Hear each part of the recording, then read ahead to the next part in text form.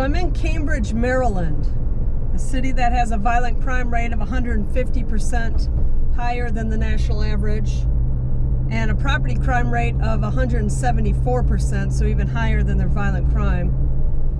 But I imagine once the FBI, if and when they release the 2022 numbers, that number will be much higher. Cambridge is a city that from like 2007 to 2020, they had between 0 and 3 homicides a year. So they don't have a lot, but this is a city that's only got 13,000 people. So in 2020, they had 2 homicides. And that gave them a murder rate of 16.3 because it's a small city. So since the summer of Floyd, they had 3 in 2021, and then they had 5 in 2022. And that 5 would give them a murder rate of around 40. Probably just over 40.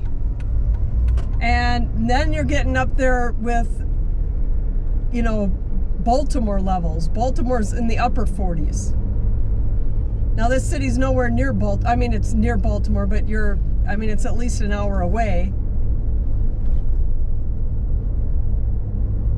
But with how small it is, it doesn't take much to give them extremely high murder rates, property crime rates, all that stuff, because the population is just so small here.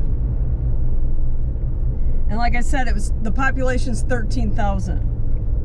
And it was rising, but started declining after 2020, like most cities did. The population started going down, and there wasn't much else they could do about it because people, you know, everybody started moving out of these places.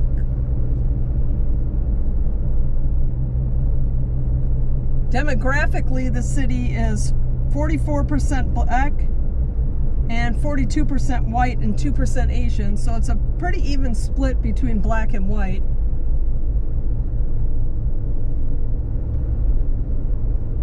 And the average income here is actually $31,000, which isn't too bad for a city that's got high crime. It's actually, you know, kind of on the higher side. But it's got a 29% poverty rate, which means 1/3 of the population lives below the poverty line. And 71% of the people that live here were born here. So people, they're born here, and a lot of them pretty much just stay here. They have a non-citizen rate of about 3% of the population are non-citizens. But I always wonder when it has a high people that were born in the city that are still part of the population, I always wonder if that's because they can't get out or because they like it and they want to stay.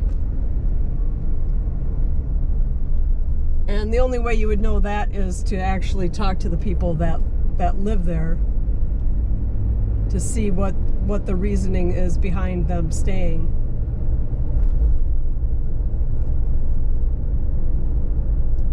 But so far it doesn't look too bad. I mean, we're pulling up on some boarded up stuff here, boarded up houses, but the rest of these don't look too bad.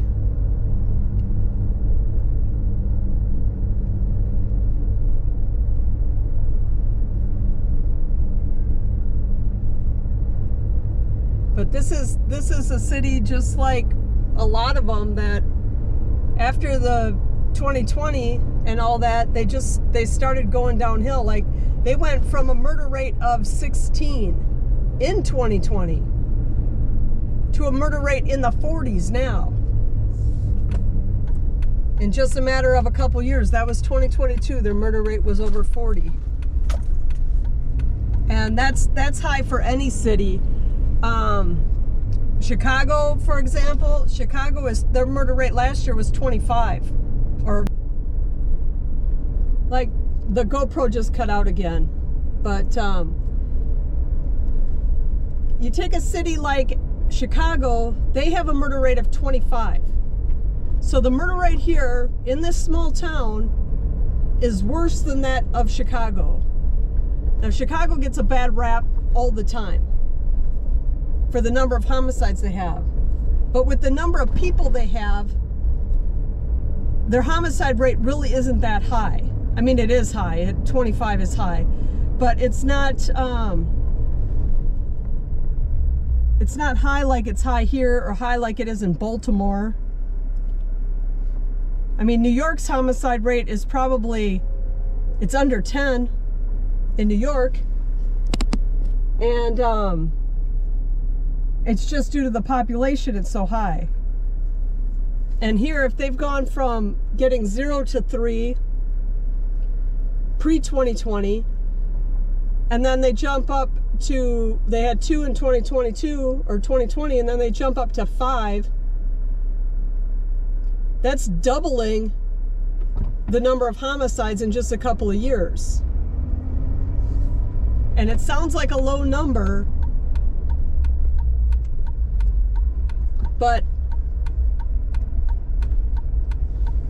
it's still doubling, and that's still a big jump.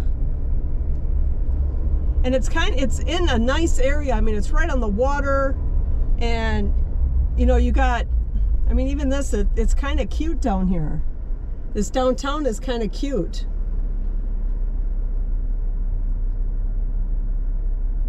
But if I saw that they had that murder rate that was that high, you know, and I was an average person, I would be a little leery about coming down here.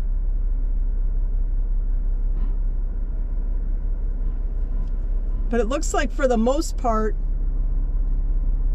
that stuff is open. You know, it's not all boarded up.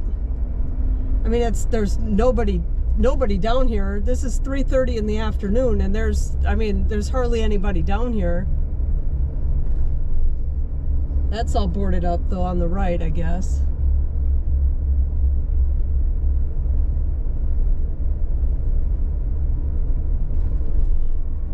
But if we can get the FBI to release the 2022 numbers this fall, then we'll see what this city has jumped up to, because it's moved up, it's gotten worse, and its numbers are going to be a lot worse than what they are right now. I mean, their property crime was 174% worse, and their violent crime 150% worse, which is, you know, slightly worse than regular city bad, or right around regular city bad.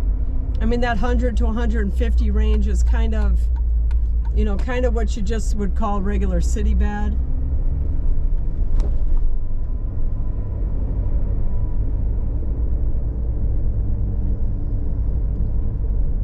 But it's far worse than that right now, that number,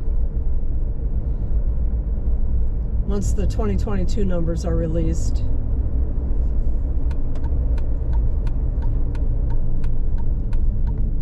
Okay, well, that was just a quick tour of Cambridge, Maryland.